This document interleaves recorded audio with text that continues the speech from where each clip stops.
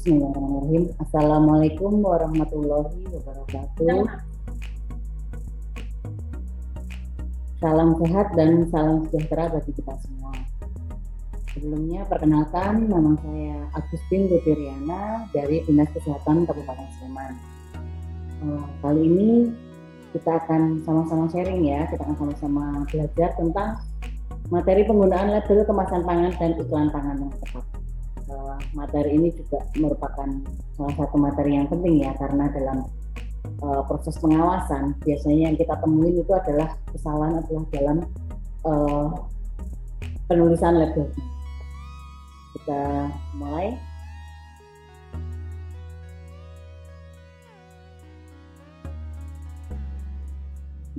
Perlukah diatur label? Penting, karena label menjadi sarana komunikasi produsen dan konsumen. Jadi ketika konsumen itu mau membeli, biasanya pasti yang akan dilihat adalah labelnya terlebih dahulu. Labelnya ini menarik atau tidak, isinya. Kemudian ada konsumen-konsumen tertentu yang dia itu alergi gitu ya dengan bahan-bahan atau komposisi yang ada dalam produk tersebut gitu. Makanya label itu penting menjadi sarana komunikasi produsen dan konsumen dan menjadi penentu untuk keputusan membeli bagi konsumen. Perlukah diatur? Diperlu, karena itu untuk menciptakan perdagangan yang adil, jujur dan bertanggung jawab, dan untuk melindungi konsumen. Kita lihat dulu. Label adalah setiap keterangan mengenai pangan yang berbentuk gambar, tulisan, kombinasi keduanya atau bentuk lain yang disertakan pada pangan, dimasukkan ke dalam, ditempelkan pada, atau merupakan bagian kemasan pangan.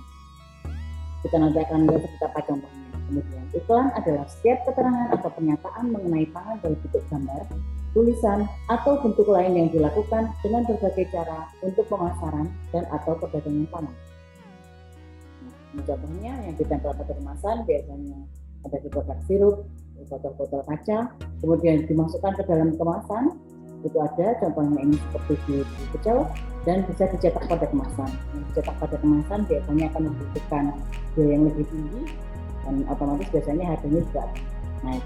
Untuk yang dimasukkan dalam kemasan ada persyaratan tambahannya, yaitu bahwa labelnya itu harus juga sudah dibungkus dulu, jadi minimal di press dengan plastik atau apa, karena tinta dari kemasan, tinta dari labelnya itu nanti bisa membuat produk akan mempengaruhi pada keamanan produknya jika tidak dilindungi terlebih dahulu.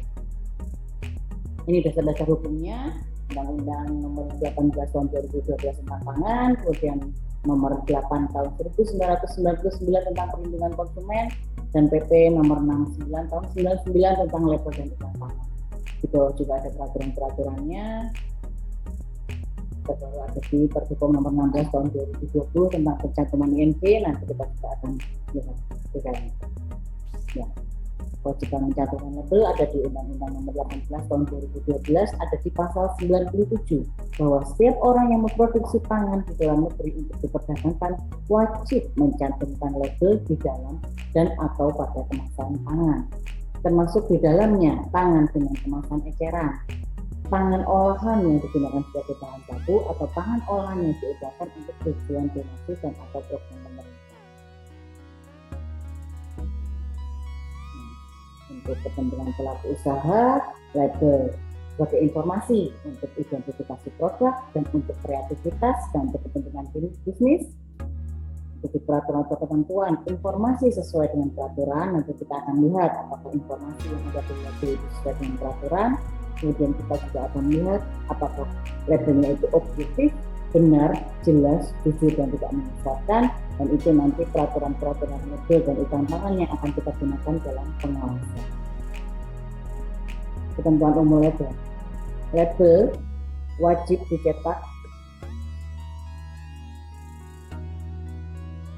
dalam bahasa Indonesia, wajib dalam bahasa Indonesia. Jadi yang sering kami temukan ketika kami melakukan pengawasan adalah tulisan-tulisan dalam bahasa Inggris, tapi tidak ada bahasa Indonesianya, seperti netto.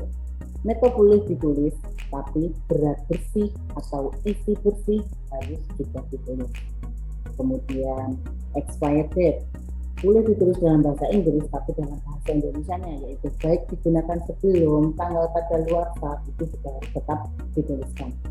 Kemudian wajib ada pada setiap tangan terkemas desain sesuai yang disetujui pada saat pendaftaran. Terletak pada bagian tangan yang mudah dilihat dan dibaca, harus benar dan tidak menyesatkan, tidak mudah lepas, luntur atau rusak, dan berisi keterangan mengenai tangan.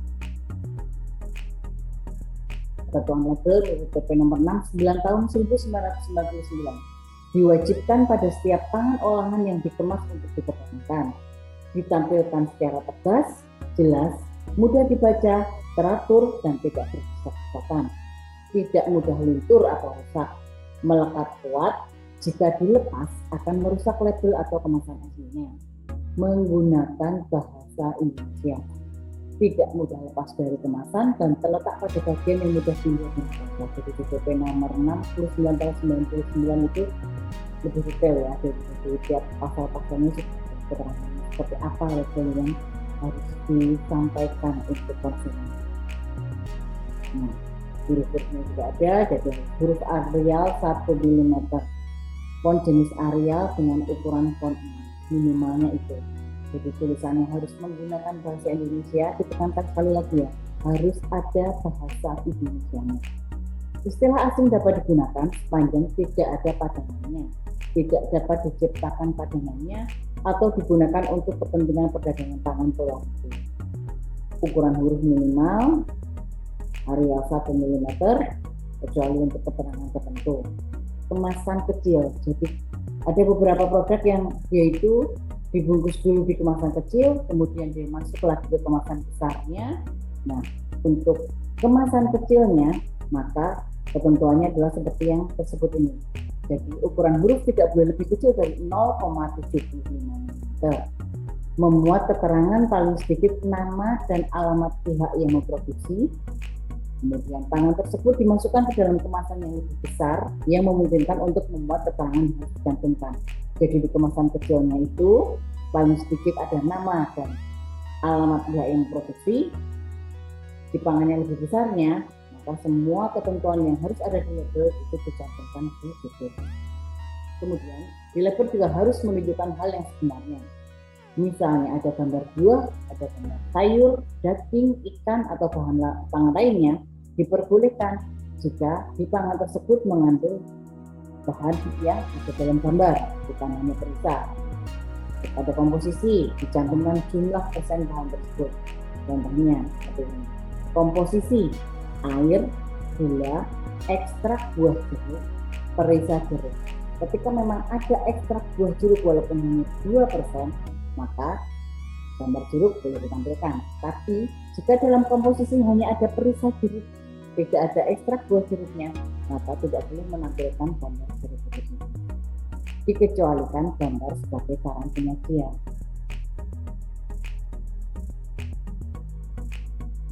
Untuk keterangan yang wajib dicantumkan dalam label ada 7. Jadi setiap kali kami melakukan pengawasan atau ketika kami datang kunjungan ke lokasi produksi untuk melihat apakah administrasi dan lokasi produksi sudah memenuhi ketentuan atau tidak, maka di label kami pasti akan selalu menghitung harus ada 7 ini dalam label. Yang pertama adalah nama produk sesuai dengan keadaan sebenarnya. Jadi ketika memang membuatnya cake, ya harus ditulis namanya adalah cake, gitu. Tidak hanya ditulis misalnya bakery atau apa gitu. Harus ditulis produknya juga apa. Cake-nya juga harus ditulis cake-nya cake apa. Misalnya cake pisang atau misalnya membuat brownies itu harus ditulis sesuai dari nama produknya. Kemudian 2, komposisi atau bahan yang digunakan. Komposisi atau bahan yang digunakan itu harus berurutan. Jadi bahan yang paling banyak digunakan itu ditulis di awal. Ketika membuat cake atau bakery, pasti di komposisi atau bahan yang digunakan paling awal pastinya adalah tepung. Kemudian baru belakangnya mengikuti. Jadi komposisi atau bahan yang digunakan itu juga wajib dicantumkan, dan urutan dari komposisi atau bahan adalah dari bahan yang paling banyak digunakan dari murid nanti ke belakang sampai dengan yang paling sedikit. kemudian berat bersih atau isi bersihnya, nama dan alamat yang memproduksi, jadi nama usahanya apa, kemudian di mana, nomor PIRT-nya, keterangan tentang kadaluarsa, tanggal dan atau kode produksi. Jadi 7 item itu wajib ada dalam label. Yang tidak wajib adalah merek dagang atau saran penyajian. Monggo, karena merek dagang itu adanya di HI, kami tidak akan mengikat untuk terkait dengan merek dagang. Kalau memang ingin mempatenkan, monggo nanti bisa daftar di Kemenkumham untuk mendapatkan hak paten atas merek dari Bapak Ibu semuanya. Ini contohnya bagian utama label, nama produknya adalah sirup markisa, kemudian nama dagangnya adalah Elvira, komposisinya yang pertama adalah gula pasir, markisa, air, pewarna klinolon, sebagainya. Kemudian logo halal jika memang sudah mendapatkan sertifikat halal MUI itu boleh dicantumkan, tapi itu tidak ada peraturannya, nanti kita bahas di belakang.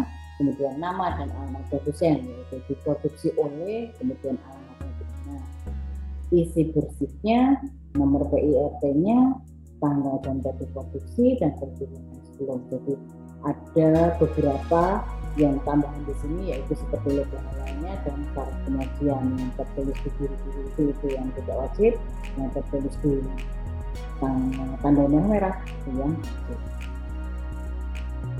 Untuk mendesain logo produk pangan di PRTP, kita bahas satu-satu ya. Nama pangan, nama produk pangannya spesifik untuk satu jenis pangan. Jadi tidak bisa hanya menulis aneka keripik, tidak boleh. Harus ditulis keripik pisang, keripik misalnya keripik daun singkong, keripik daun bayam gitu. Harus ditulis, tidak boleh hanya ditulis aneka keripik. Kemudian tidak menyeramkan, tidak melanggar etika, bukan merupakan merek. Nama pangan ya, jadi nama pangan itu harus disebutkan, jangan merupakan mereknya. Jadi mungkin ada yang mereknya memang juga disebut brownies apa, tapi juga tetap harus disebutkan dulu nama produknya brownies. Nanti mereknya monggo, mau brownies apa, mau seperti apa mereknya monggo, tapi tetap nama produknya, nama pangan harus disebutkan. Kemudian lazim dan ada dalam daftar pangan yang boleh PIRT dan sejenisnya untuk nama pangan. Kemudian komposisi, memuat semua bahan yang digunakan dari bahan utama dan bahan tambahannya. Ditulis berurutan dari bahan yang paling banyak ke yang terkecil digunakan. Jika bahan utama sama tapi ada varian rasa, ditulis semuanya, nanti diberi tanda khusus pada varian yang sesuai. Adanya klaim 100% asli atau murni, bahan pilihan, diolah secara higienis dan lain-lain, itu ada syaratnya dan nanti mencatatkan seperti itu. Kemudian penggunaan BTP atau bahan tambahan pangan wajib ditulis sesuai dengan ketentuan. Nanti akan ada materinya sendiri tentang bahan tambahan pangan, nanti Bapak Ibu bisa.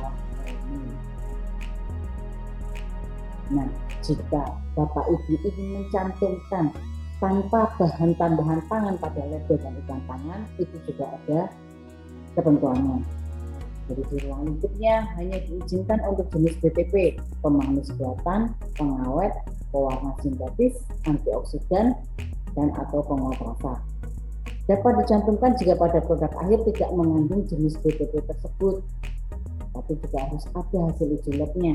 Jadi yang boleh dituliskan adalah tanpa pemanis buatan, tanpa pengawet, tanpa pewarna sintetis, tanpa antioksidan, tanpa penguat rasa. Tidak diizinkan menggunakan atau disertai dengan nama jenis BTP-nya. Contohnya, misalnya tanpa pemanis buatan ditulisnya adalah tanpa sakarin. Tidak boleh karena sakarin itu adalah sudah nama jenis bahan tambahan pangan. Atau tanpa MSG. MSG itu sudah nama jenis BTP-nya. Jadi yang boleh disebutkan hanya tanpa penguat rasa. Tapi itu juga harus ada hasil uji labnya yang memang sudah menyatakan bahwa memang produk Bapak Ibu itu tidak ada bahan tambahan pangan yang ada di 5 macam yang boleh dicantumkan di labelnya. Kemudian untuk berat dan isi bersih, penulisannya bisa seperti ini contohnya. Berat bersih itu untuk bahan padat, yaitu bisa dalam miligram, gram, kilogram. Kemudian untuk yang bahan cair, terusnya adalah isi bersih. Kalau untuk yang satuan, kalau misalnya itu juga yang kayak gitu ya, gitu ya, itu biasanya adalah isi. Itu bisa ditulis isi 20 biji seperti itu. Tidak ditulis dengan bahasa asing neto kecuali 2 bahasa. Jadi seperti yang tadi saya sampaikan, boleh menulis neto, tapi berat atau isi bersih harus juga ditulis di label. Tidak boleh menggunakan bahasa Indonesia. Untuk nama dan alamat produsen, penulisannya sebagai berikut. Diproduksi oleh, jika memang memproduksi sendiri. Jika hanya kemas ulang, maka ditulisnya adalah dikemas ulang oleh. Inisialnya adalah nama perorangan atau nama usahanya. Jika dia berbentuk badan usaha, maka harus ada bukti akta perusahaannya. Alamatnya minimal kecamatan, kabupaten, kota, provinsi, dan di belakangnya harus ditulis kode posnya, karena kode pos itu sebenarnya sudah menunjukkan bahwa produsen ini ada di wilayah kecamatan mana, itu sudah ketahuan. Pencantuman nomor telepon, web, atau email itu fakultatif. Monggo, nomor telepon, web, atau email kami tidak larang. Hanya saja biasanya jika memang mau dititipkan di retail modern, biasanya si mereka keberatan jika ada nomor telepon atau mungkin email yang dicantumkan di logo, tapi kami tidak melarang. Monggo kalau memang mau dicantumkan. Contohnya seperti di bawah ini ya, diproduksi oleh Rupa ini Gamping Selamat Jogja. Dikemas ulang oleh CV Sukses Makmur kok yang kadaluarsa. Kadaluarsa itu merupakan umur simpan, jadi merupakan batas akhir suatu pangan olahan, dijamin mutunya sepanjang penyimpanan mengikuti petunjuk dari produsen. Waktu kadaluarsa adalah waktu saat suatu kerusakan dapat terdeteksi. Kriteria kadaluarsa monggo Bapak Ibu bisa cek sendiri ya. Ketika memang terjadi ada perubahan tekstur, ada perubahan aroma, ada perubahan warna, ada penampakan khusus, misalnya sudah berjamur, kemudian ada berjamur berarti pastinya ada jumlah mikroba ya, maka itu sudah tanda kadaluarsa. Penulisannya adalah dengan kadaluarsa tanggal, baik digunakan sebelum, tahan berapa hari. Biasanya tahan berapa hari ini hanya untuk lebih untuk yang makanan kurang dari 7 hari ya, karena tulisnya adalah tahan sekian hari. Tidak ditulis ED atau expired kecuali ada bahasa ini. Contoh kriteria kadaluarsa beberapa produk EPP seperti ini. Jadi kalau misalnya bubuk instan seperti misalnya minuman serbuk jahe, minuman serbuk kunyit, biasanya kadaluarsa yang terlebih dahulu datang itu adalah ketika ada peningkatan kekempalan karena peningkatan kadar air. Jadi ketika suatu produk itu sudah mulai menggumpal, sudah mulai mengempal, itu berarti produk itu sudah dihitung sebagai produk yang kadaluarsa.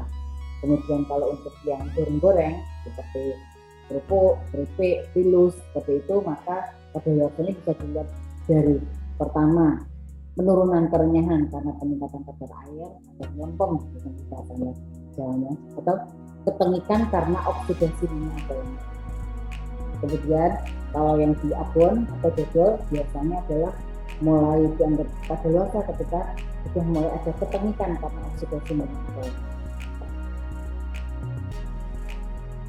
Untuk contoh penulisan kadaluarsa, untuk produk yang kurang atau sama dengan 3 bulan, maka penulisannya adalah dari tanggal, bulan, dan tahun. Contohnya adalah kadaluarsa tanggal atau baik digunakan sebelum 13 Juni 2018. Jika produk tahan lebih dari 3 bulan, maka penulisannya cukup ditulis bulan dan tahun. Jadi ditulis saja, contohnya adalah baik digunakan sebelum Oktober 2019. Batas kadaluarsa ditentukan dengan pengamatan atau percobaan sendiri oleh produsen, tidak ada uji labnya kecuali untuk konfirmasi. Jadi seperti yang tadi sudah disampaikan di depan, untuk batas kadaluarsanya dilihat aja. Kalau produknya keripik ya berarti ketika sudah mulai kurang renyah atau sudah mulai tengi, itu sudah mulai dianggap kadaluarsa. Kadaluarsa dapat dicantumkan terpisah dengan tulisan, baik digunakan sebelum, namun harus disertai dengan petunjuk tempat pencantuman tanggal kadaluarsa. Jadi kadang ada yang hanya ditulis bahwa baik digunakan sebelum, atasnya biasanya adalah kode produksi titik 2, baik digunakan sebelum titik 2, tapi nanti Bapak Ibu itu akan menempelkan kadaluarsanya atau mau meletakkan kadaluarsanya tidak di kolom setelah penulisan itu diperbolehkan, tapi setelah kata-kata kode produksi titik 2 baik digunakan sebelum titik 2, maka ada tambahan keterangannya, lihat bagian kaleng, lihat pada tutup botol, jadi harus ada keterangannya. Nah, untuk kode produksi. Kode produksi merupakan kode yang dapat memberikan penjelasan mengenai riwayat suatu produksi pangan olahan yang diproses pada kondisi dan waktu yang sama. Jadi kode produksi itu akan selalu berubah. Kapan Bapak Ibu itu memproduksi, maka disitulah lahir kode produksi.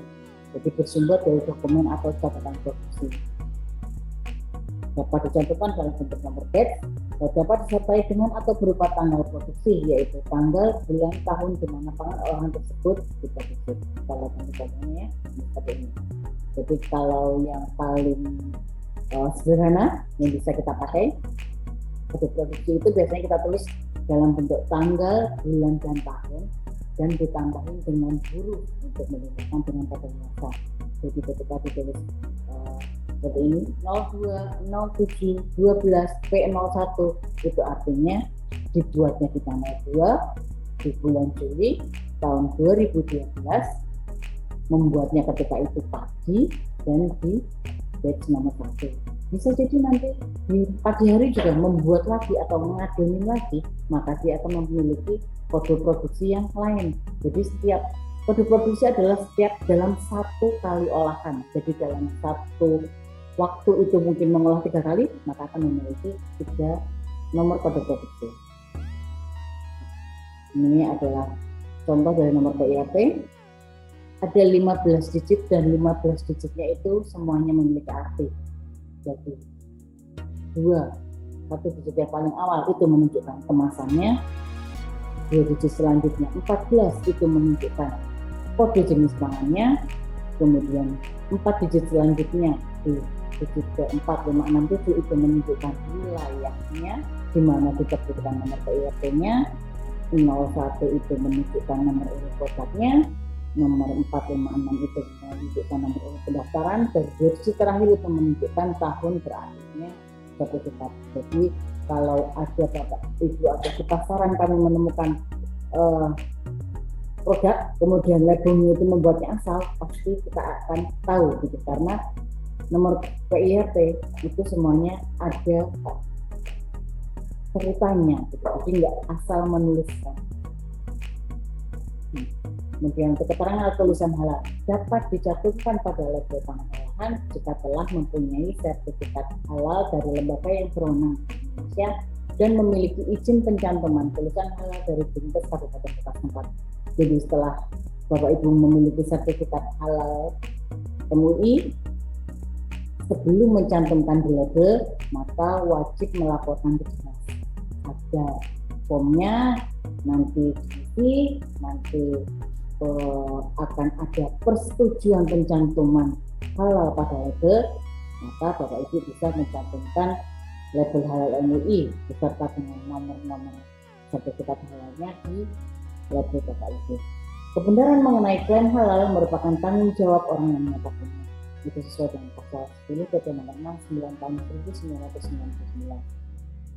Klaim halal atau juga jika produk pangan mengandung babi, maka wajib mencantumkan tulisan mengandung babi dan gambar babi dalam kotak berwarna merah seperti gambar yang ada di bawah gambar. Jadi selain ada halal, kalau misalnya untuk kotak-kotak itu ada yang mengandung babi, kita harus dicantumkan label yang seperti ini. Informasi nilai gizi itu tidak wajib, tapi akan menjadi wajib sesuai dengan peraturan BPOM nomor 16 tahun 2020 tentang pencantuman ING untuk pangan olahan produk UMKM. Jadi ada 42 jenis pangan sesuai dengan BPOM nomor 16 tahun 2020 tentang pencantuman ING yang wajib untuk dicantumkan informasi nilai gizi. Kita lihat, nah ini adalah produk-produknya. Jadi jika Bapak Ibu memiliki salah satu atau salah dua dari produk yang ada di sini, dan itu adalah untuk pangan olahan industri rumah tangga, maka informasi nilai gizi harus wajib untuk dicantumkan di dalam label. Untuk perhitungannya seperti apa, nanti dibantu dari kami di dinas kesehatan. Jadi yang kami butuhkan adalah kemasannya itu berapa, kemudian takaran sajinya berapa, gitu. Setelah itu nanti kami bantu untuk perhitungan. Informasi gizi seperti ini ya. Nanti kalau misalnya sudah keluar berapa persennya, itu nanti pencantumannya seperti ini. Setelah tadi keterangan-keterangan yang harus dicantumkan, ada lagi juga keterangan yang tidak boleh dicantumkan sesuai dengan Pergub nomor 31 tahun 2018, yaitu jika pangan itu berfungsi sebagai obat atau menyembuhkan penyakit.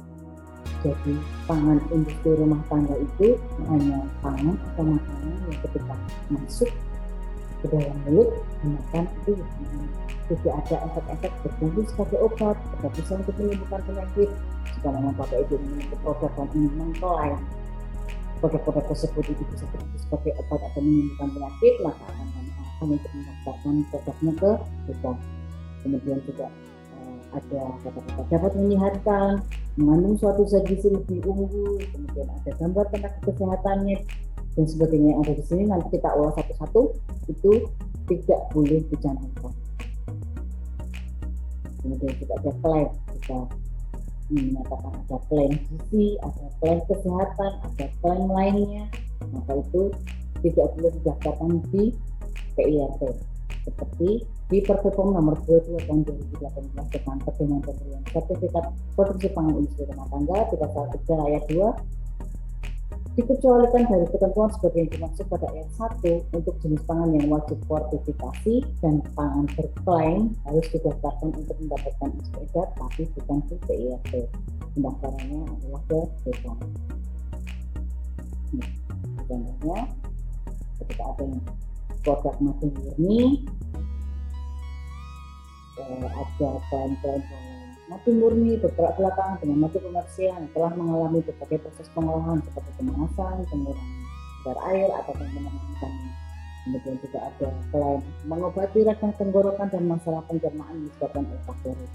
Jadi kalau misalnya Bapak Ibu punya madu dan mengklaim seperti ini, maka tidak bisa didaftarkan di PIRT. Gambar harus menunjukkan sebenarnya.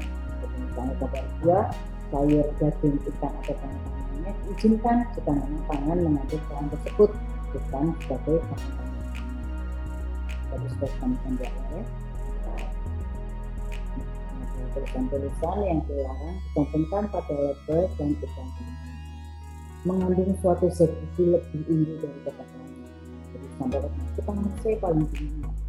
Kemudian madu bermanfaat untuk menyehatkan badan, dapat mengobati kanker. Kemudian nikmatnya tak tertandingi. Ini adalah tulisan-tulisan yang dilarang dicantumkan pada label dan iklan. Ini dapat meningkatkan kecerdasan atau IQ, tidak mengandung kolesterol. Kemudian konsumsi produk A untuk memenuhi kebutuhan protein Anda setiap hari disampaikan oleh Profesor itu tidak diperbolehkan dicantumkan pada label dan iklan. Jika ini ada gambar tenaga kesehatan atau ada logo identitas lembaga yang melakukan analisis, itu juga tidak boleh. Ini adalah contoh-contoh label yang menyeramkan ya. Mungkin sebenarnya pengennya menarik perhatian konsumen, tapi terlihatnya menyeramkan. Terus juga ada kata-kata yang sebenarnya tidak penting untuk dicantumkan di label, itu juga tidak boleh dicantumkan.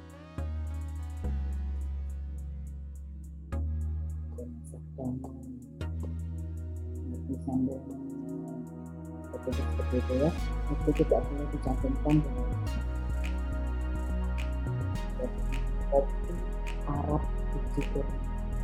Kita siapkan Padahal yang tadi 7 harus dicantumkan di label, malah ada yang beberapa tidak cantumkan. Tapi dia yang lebih menunjukkan hasilnya. Tidak ada yang produsen, tidak ada komposisi, tidak ada kode produksi, tidak ada berat atau isi bersih, tapi malah lebih mengunggulkan hasilnya. Jadi tidak boleh cantumkan, tidak boleh dilakukan dalam label untuk pangan olahan industri rumah tangga. Seperti ini, liang teh tidak ada kegunaan khasiatnya. Terasi udang menyebutkan super lebih unggul daripada produk pangan yang lain. Kemudian juga disampaikan dalam label juga belum ada, tidak ada komposisi, tidak ada reproduksi, tidak ada tangkap keluarsa, tidak ada produksinya. Tapi masih lebih menunjukkan bahwa produk itu seperti itu juga tidak boleh dalam label untuk pangan industri. Iklan pangan. Kalau kita mengenai iklan pangan, iklan pangan adalah setiap keterangan atau pernyataan mengenai pangan dalam bentuk gambar, tulisan, atau bentuk lain yang dilakukan dengan berbagai cara untuk pemasaran dan atau perdagangan pangan. Iklan itu untuk strategi pemasaran agar produk cepat dikenal, diterima, dan menaikkan omset penjualan. Kemudian tujuannya untuk merangsang perhatian, persepsi, sikap, dan perilaku konsumen sehingga tertarik untuk membeli. Konsekuensi dari tepat memilih ini itu bisa kadang berlebihan, melanggar etika iklan, melanggar peraturan, malah membingungkan konsumen, dan bisa juga untuk jadi konsumennya itu lagi ya, salah satu bohong. Iklan pangan yang baik dan benar memberikan informasi yang benar, jelas, dan jujur mengenai sifat, mutu, ingredient, manfaat, dan atau keamanan. Dan kata-kata pada bentuk-bentuknya juga jujur. Dan keterangan-keterangan harus mendapatkan pembuktian secara ilmiah itu juga harus disampaikan dengan jujur. Kalau memang tidak ada ya nggak bisa disampaikan. Ada atau mungkin hanya mencarinya hanya di Google gitu kan, tapi tidak benar-benar mengajukan sendiri atau benar-benar melakukannya sendiri atau apa, tapi disampaikan gitu, itu tidak boleh. Yang bertanggung jawab terhadap isi iklan adalah pelaku usaha, penerbit, pencetak, pemegang izin siaran radio atau televisi, agen periklanan, dan pemilik media. Ini semuanya harus bertanggung jawab terhadap isi iklan. Dan pengawasan iklan pangan dilakukan terhadap flap, brosur, kalau di media cetak, kemudian media elektronik cetak yang siaran televisinya, kemudian kalau di media ruang-ruang ada billboard, akan dilihat untuk pengawasan iklan. Di peraturan iklan pangan atau di Undang-Undang 18 tahun 2012, kemudian LPDP nomor 9 tahun 99, atau di Perbepom nomor 23 tahun 2018 dan Perbepom nomor 6 tahun 2021 ini yang paling baru ya, tentang pengawasan periklanan pangan. Periklanan bisa direview, bisa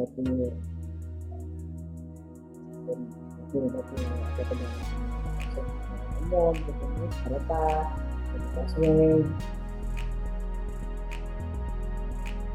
Informasi yang tidak boleh dicantumkan dalam iklan yaitu memuat pernyataan pangan olahan seolah-olah sebagai obat, menampilkan testimoni terkait klaim gizi, klaim kesehatan atau klaim lain yang belum disetujui pada saat mendapatkan izin edar, memuat pernyataan yang melecehkan, mendiskreditkan atau merendahkan baik secara langsung maupun tidak langsung dengan lain. Kemudian juga membuat pernyataan terkait dengan kesehatan, kecantikan dan perawatan kulit, kemudian menyebutkan kata higienis atau sanitasi, dan hal lain yang semakna yang sudah merupakan keharusan dalam proses produksi pangan olahan.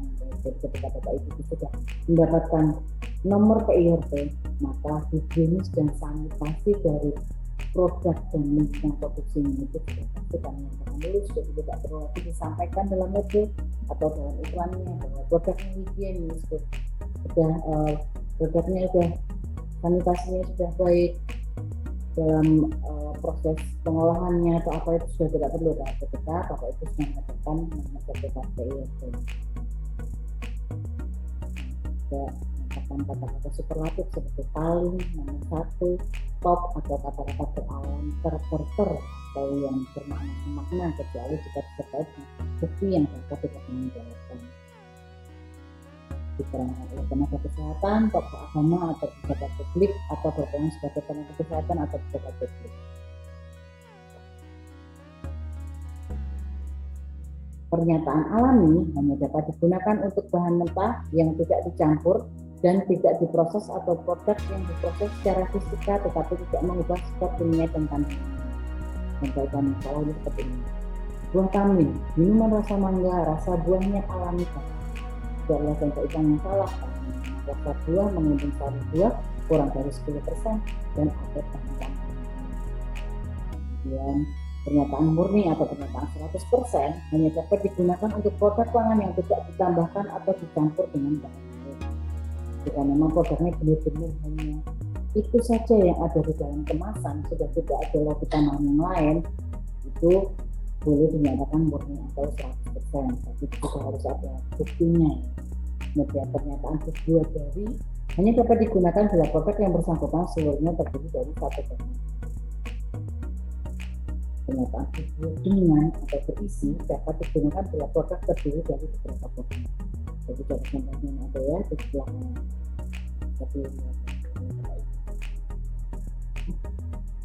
Iklan dilarang mencantumkan kata sehat, cerdas, pintar jika terkait dengan sebab dan akibat dari mengkonsumsi pangan yang diiklankan. Seperti ini contohnya, untuk sehat dan pintar makan fresh biskuit. Jadi itu ada sebab dan akibatnya ya. Jadi kalau misalnya setelah makan freshnya, akibatnya bisa jadi sehat dan pintar. Itu tidak kalau seperti ini jadi ada tokoh gitu ya, ada tokoh-tokoh yang merupakan milik umum gitu, misalnya gubernur atau misalnya bupati atau bupati atau gimana ya, mengiklankan terus disampaikan gitu, itu juga begitu. Dilarang mencantumkan bahwa pangan dapat menyehatkan dan memulihkan kesehatan. Kata-kata kesehatan, klaim itu tidak boleh dicantumkan dalam pengurangan kolesterol terhadap alkohol. Kata-kata ini dilarang karena dapat menimbulkan pemakzulan yang salah. Pernyataan alami yang dapat digunakan untuk pangan yang tidak dicampur atau pangan olahan yang diproses secara fisika dan tidak mengubah sifat serta kandungan pangan olahan. Pernyataan murni hanya dapat digunakan untuk produk pangan yang tidak ditambahkan atau dicampur dengan olahan. Pernyataan dibuat dari hanya dapat digunakan bila bahan tersebut digunakan dalam pangan dengan kandungan bahan minimal 50%. Jadi misalnya jus lemonade, dia komposisi buah lemonnya 100%, jadi jus dibuat dari buah lemon itu boleh. Dibuat dengan atau berisi dapat digunakan bila produk terdiri dari beberapa bahan. Jadi misalnya dibuat dengan daging ayam, itu boleh karena di komposisinya ada daging ayamnya. Tapi misalnya tidak ada, ya tidak boleh diiklankan dibuat dengan daging ayam, tapi daging ayam itu tidak ada, hanya kaldunya saja atau berita saja. Iklan pangan halal. Kata halal tidak boleh dieksploitasi. Eksploitasi kata halal adalah penggunaan label halal atau kata halal sebagai pesan utama yang dikampanyekan dengan tujuan untuk merayu, membujuk, atau mempengaruhi proses pemilihan. Kata halal hanya boleh dicatatkan sebagai informasi atau fakta. Kata halal hanya dapat disiarkan sesudah produk tersebut memperoleh sertifikasi halal dari lembaga yang berwenang. Contoh-contoh yang tidak memiliki ketentuan ya, sesuai dengan untuk membantu mengatasi mati untuk kecerdasan otak, ada mati untuk kesuburan wanita, ada mati untuk kesuburan pria. Ini adalah contoh-contoh iklan PIRT yang tidak memiliki ketentuan. Sanksi pelanggarannya adalah peringatan secara tertulis, larangan untuk mengedarkan untuk sementara waktu dan atau perintah untuk menarik produk pangan dari peredaran, pemusnahan pangan jika terbukti membahayakan kesehatan dan jiwa manusia, penghentian produksi untuk sementara waktu, pengenaan denda paling tinggi 50 juta, dan atau pencabutan izin produksi atau izin usaha. Ini adalah sanksi pelanggaran ketika label atau iklan pangan yang tidak memenuhi ketentuan ada di pasaran. Sebagai penutup, bahwa kemasan pangan yang tepat akan mampu mewadahi dan melabeli pangan dengan baik. Penampilan yang baik dari kemasan dapat meningkatkan penjualan. Industri pangan bertanggung jawab untuk memastikan bahwa label yang digunakan memenuhi ketentuan yang ada. Label sering sekali kita temukan pelanggarannya di lapangan, jadi kami mohon Bapak Ibu untuk bisa membuat label atau mendesain label sesuai dengan ketentuan. Monggo berkreasi, tapi yang pasti ada batas-batasnya yang Bapak Ibu harus ikuti ya, yang harus ditaati oleh Bapak Ibu semuanya. Demikian penyampaian dari saya. Saya akhiri. Assalamualaikum warahmatullahi wabarakatuh.